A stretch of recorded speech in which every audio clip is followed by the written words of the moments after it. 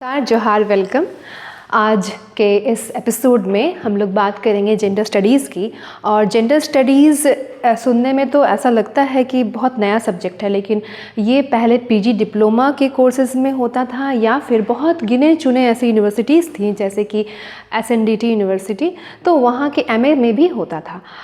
But अब जो demand है हमारे टाइम की, जो हमारी समझ में प्रॉब्लम आ रही है, बहुत सारी चीज़ें देखने को मिल रही है, जैसे कि जेंडर को लेकर के लोग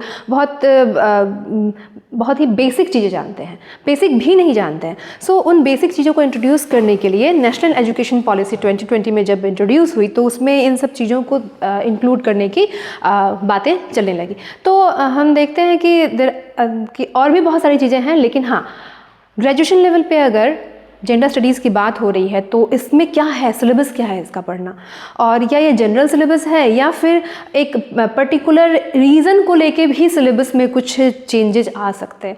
सो हम लोग देखते हैं कि इसमें क्या है, आखिर सिलेबस में क्या है और इसे किस तरह की कैटेगरी में डाला गया। मतलब कोर्सेज जो होते हैं, जैसे ऑनर सब्जेक्ट है आपका, मेजर सब्जेक्ट, इसके अलावा एसोसिएटेड कोर होता है, तो एसोसिएटेड कोर एंड मेजर के अलावा जो मल्टी डिसिप्लिनरी कोर्सेज होते हैं उसके कैटेगरी में जेंडर स्टडीज़ को रखा गया है। सो अब हम लोग आगे बढ़ते हैं और देखते हैं कि सिलेबस में आखिर है क्या, what includes gender studies and why do we need gender studies, क्यों पढ़ना ज़रूरी है।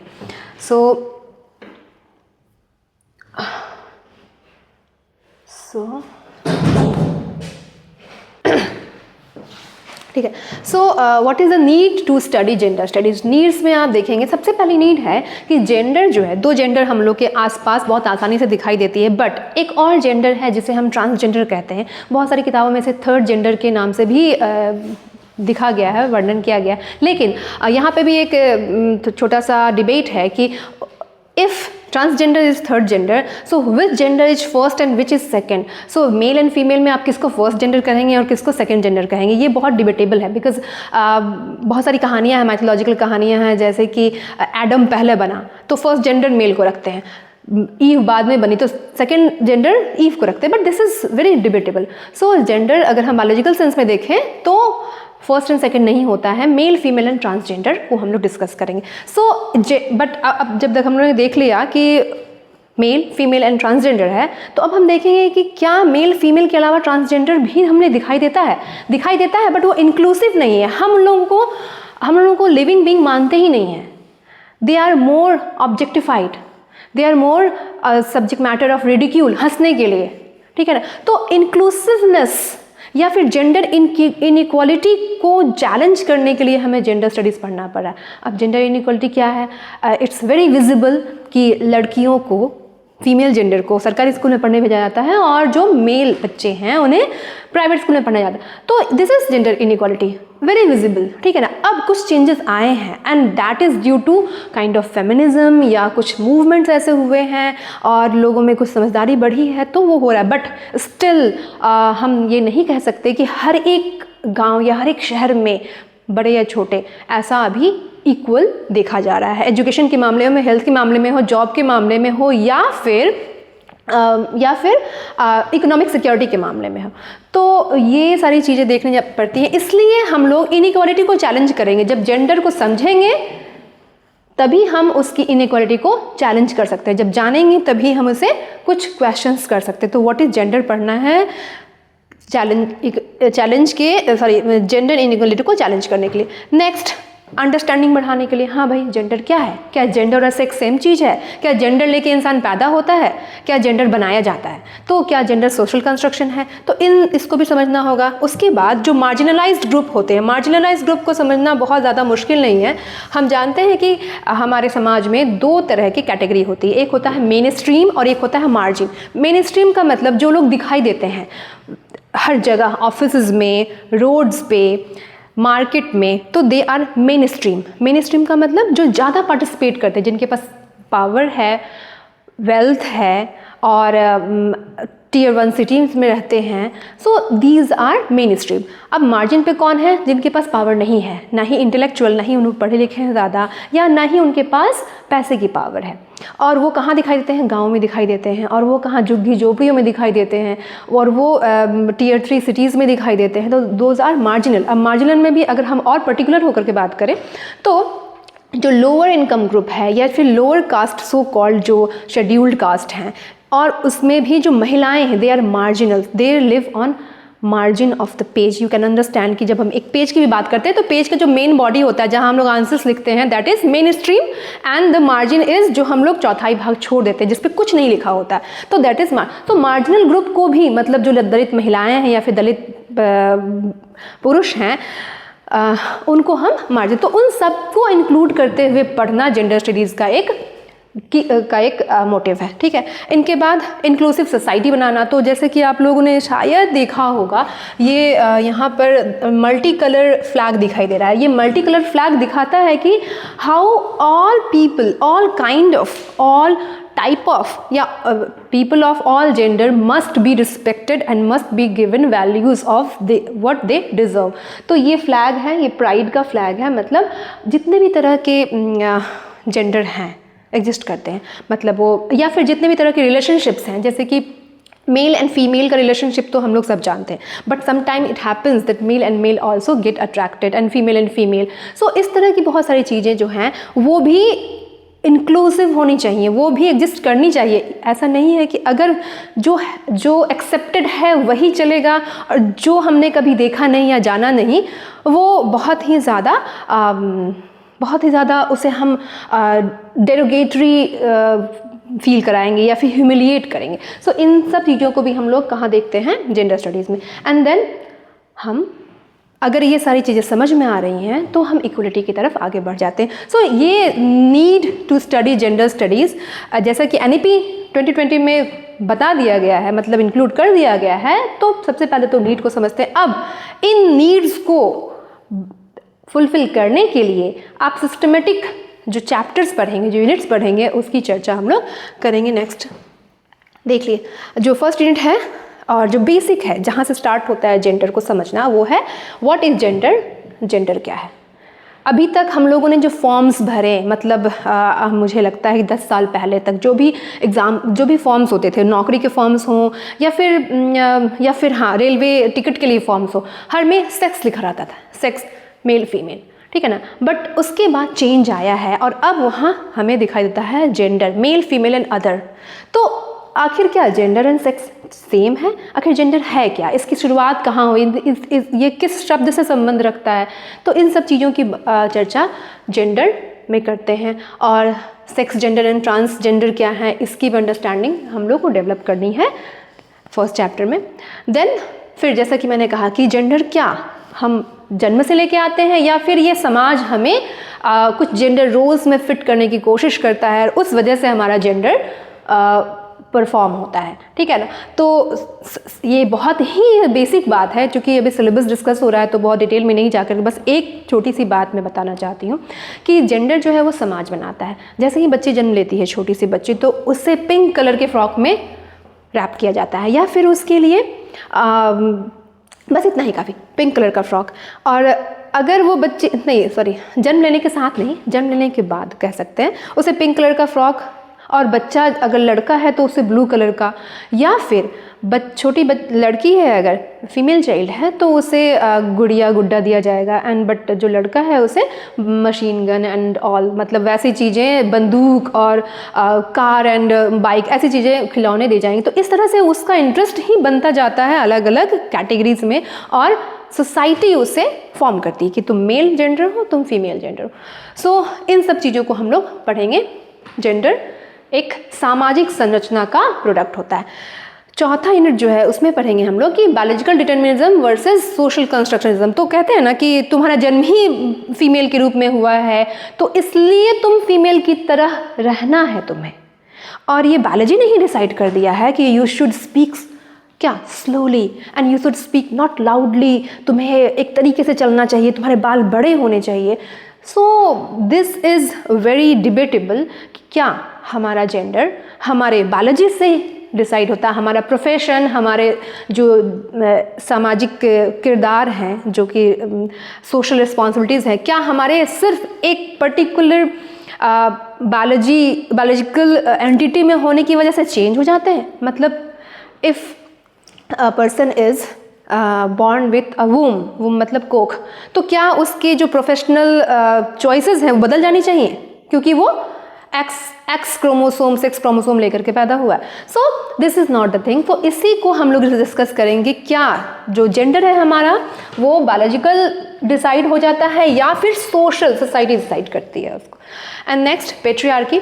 पेट्रियार्की वर्ड बहुत नया नहीं है, बहुत पुराना है, और सभ्यता का विकास जब से हुआ तब से ही पितृसत्ता आ गई अपने फॉर्म में। और इस पितृसत्ता ने क्या क्या किया है, इस पितृसत्ता को हम कैसे समझते हैं, उसकी चर्चा होगी पेट्रियार्की में। इसकी हिस्टोरिकल रूट्स क्या हैं और अब पितृसत्ता किस तरह समाज में अपना चैनलाइज करती है अपनी एनर्जी को, या फिर जो मेल किस तरह हर जगह डिसीजन लेता है वो फैमिली में या फैमिली के बाहर।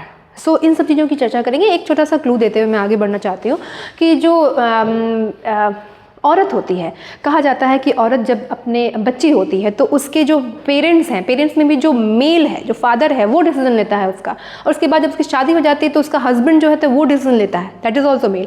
एंड जब वो बूढ़ी हो जाती है तो उसका जो मेल चाइल्ड है वो डिसीजन लेता है। तो यहाँ पे पेट्रियार्की का मतलब जो मेल है वो फैमिली का हेड होगा और वही डिसीजन लेगा किसके लिए, फीमेल्स के लिए। So this is how patriarchy works. और इस पेट्रियार्की के होने से बहुत सारी प्रॉब्लम्स आई हैं, जैसे कि जेंडर वायलेंस हो गया, दहेज प्रथा होगी, बहुत सारी चीज़ें यू हैव टू अंडरस्टैंड जब हम लोग इनसाइट्स पढ़ेंगे जब।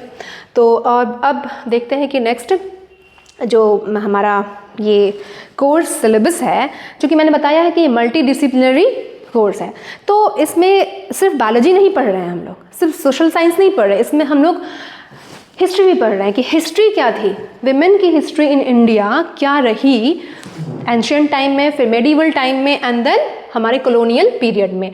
तो प्राचीन यानी कि वैदिक एंड जो पोस्ट वैदिक था उस एरा में स्त्रियों की क्या स्थिति थी, उसके बाद जब मध्यकालीन समय आया, मुगल कालीन यहाँ पे आक्रमण हुए, उस समय क्या उनकी व्यवस्था हो गई, और फिर जब कॉलोनियल पीरियड मतलब जब अंग्रेज आए तो उस समय स्त्रियों की स्थिति कैसी थी, इसे हम लोग समझेंगे इस चैप्टर में। तो ऐतिहासिक रूप से उनका कैसे विकास हुआ या फिर पतन हुआ, ये समझते। उसके बाद विमेन एजुकेशन क्या थी हमारे प्राचीन भारत में, या वो क्या थी, तो इसमें कुछ एक महिला का नाम यहाँ पे मेंशन किया गया है, गार्गी और मैत्रेयी।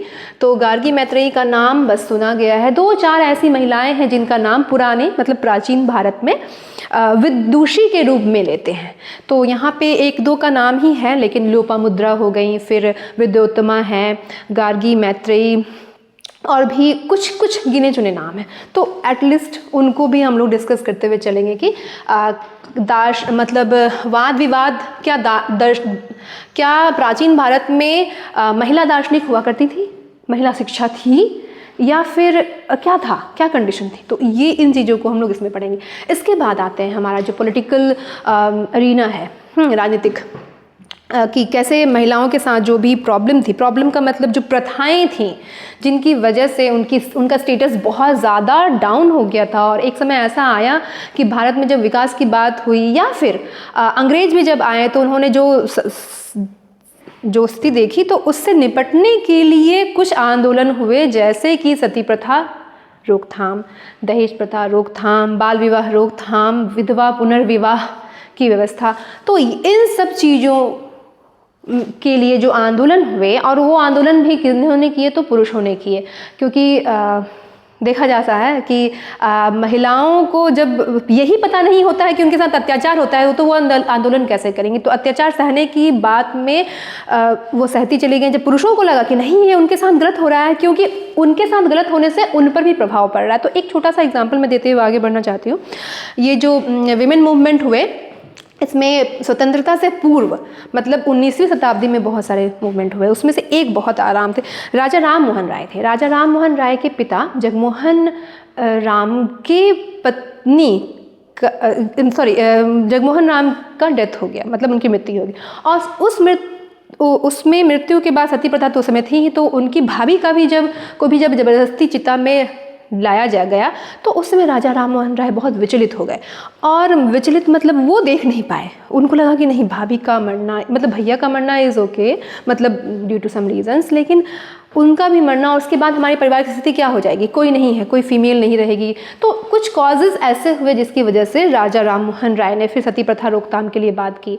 इसी तरह ईश्वर चंद्र विद्यासागर एंड हमारे जो संस्थापक हैं आर्य समाज, दयानंद सरस्वती, तो इन लोगों ने भी कुछ ऐसे स्टेप लिए और ऐसे कुछ आंदोलन किए जिससे कि महिलाओं की स्थिति में परिवर्तन आया। और फिर स्वतंत्रता के बाद क्या महिलाओं की स्थिति ठीक हो गई या फिर वो फिर से उसी स्टेटस में चली गई? तो इन सब का डिस्कशन हम लोग करेंगे इस यूनिट में।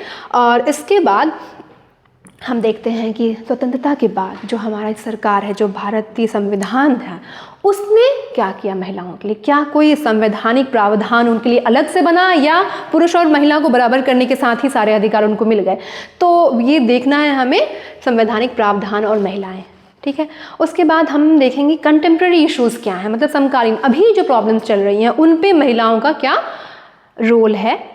तो जानते हैं हम लोग पर्यावरण अभी काफ़ी ऐसी स्थिति से गुजर रहा है कि पता नहीं कब हमें सांस लेने के लिए फिर से मास्क की ज़रूरत पड़े और ऑक्सीजन मास्क की ज़रूरत पड़े। तो ऐसे में बहुत सारे ऐसे मूवमेंट हुए जिसमें कि विमेन ने बहुत आगे आके इनिशिएटिव लिया, और जिसका उदाहरण आप लोगों को शायद पता होगा, पहले से पढ़ा होगा, चिपको आंदोलन और एपिको आंदोलन। चिपको आंदोलन में महिलाओं की काफ़ी भूमिका रही। ट्री हगिंग मूवमेंट था जिसमें कि अगर पेड़ को कटने से बचाना है तो उसे आप गले लगाते हैं तो मतलब वो बच जाता है। तो एक बहुत अलग तरीके का एक मूवमेंट रहा। तो इन सब मूवमेंट को भी हम इसमें पढ़ेंगे, क्योंकि मैंने पहले ही कहा ये एक मल्टीडिसिप्लिनरी कोर्स है जिसमें कि सिर्फ हिस्ट्री, बायोलॉजी एंड पॉलिटिकल नहीं, यहाँ पे हम लोग नेचर यानी कि जो हमारा एनवायरनमेंट है, एनवायरमेंटल साइंस, उसको भी इंक्लूड करते हुए आगे चलेंगे, ठीक है। एंड देन जो अभी बहुत नई चीज़ चल रही है वो है सोशल मीडिया। तो सोशल मीडिया कैसे हेल्प करती है किसी भी विमेन मूवमेंट को, जैसे फेसबुक है, इंस्टाग्राम है, या फिर बहुत सारे ऐसे प्लेटफॉर्म्स हैं जिसमें कि अगर विमेन मूवमेंट हो रहा है तो उसको सपोर्ट करती है। जैसे कि अभी फिलहाल में नहीं, बहुत साल पहले मीटू मूवमेंट आया था, मतलब उसमें भी सेक्सुअल हैरेसमेंट किन किन के साथ हुआ है, they are started posting with hashtag MeToo, मतलब अपने नाम के साथ। तो पता चलने लगा कि इनके साथ ऐसा हुआ। तो on media, on social media platform जो रोल्स हैं, तो रोल्स हैं, मतलब जो सोशल मीडिया का जो रोल है वो भी हम लोग पढ़ेंगे इसमें, ठीक है।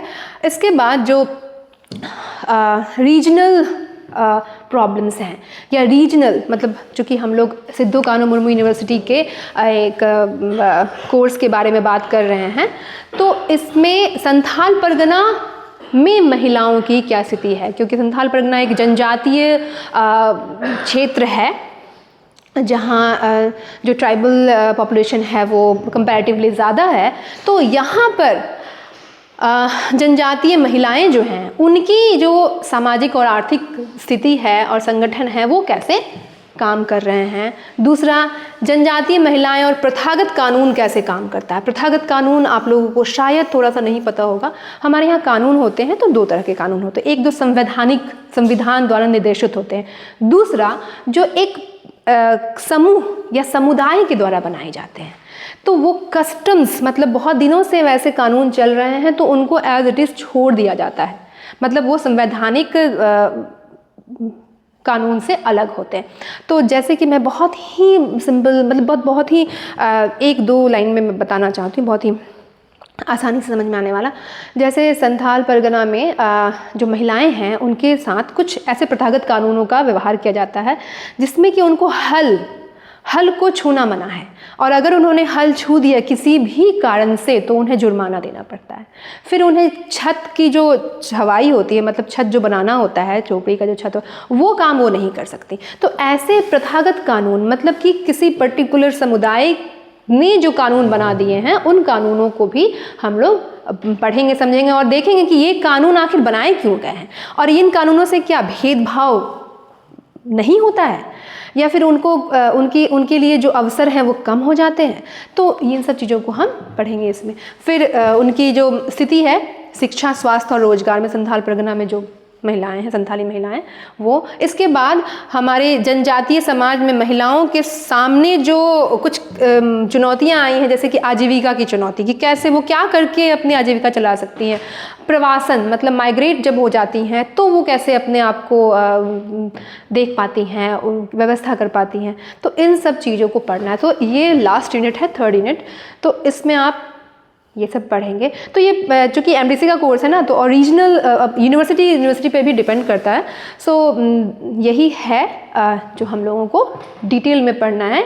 और मैं हर एक यूनिट का, हर एक चैप्टर का एक छोटा छोटा मतलब शॉर्ट वीडियो, जिसमें कि आप कुछ मटेरियल्स जो you can write in your exam लिख सकते हैं। 75 मार्क्स का ये पूरा पेपर है, जिसमें कि 5 ऑब्जेक्टिव टाइप मतलब 1 लाइनर्स आएंगे एंड 2 शॉर्ट नोट्स 5 मार्क्स का, and then 4 questions of 15 marks. तो जो लॉन्ग आंसर्स लिखना होगा, उसका जो मटेरियल होगा, मतलब क्या लिखना है, कैसे लिखना है, वो मैं अगले वीडियो में आप लोग के साथ शेयर करूँगी।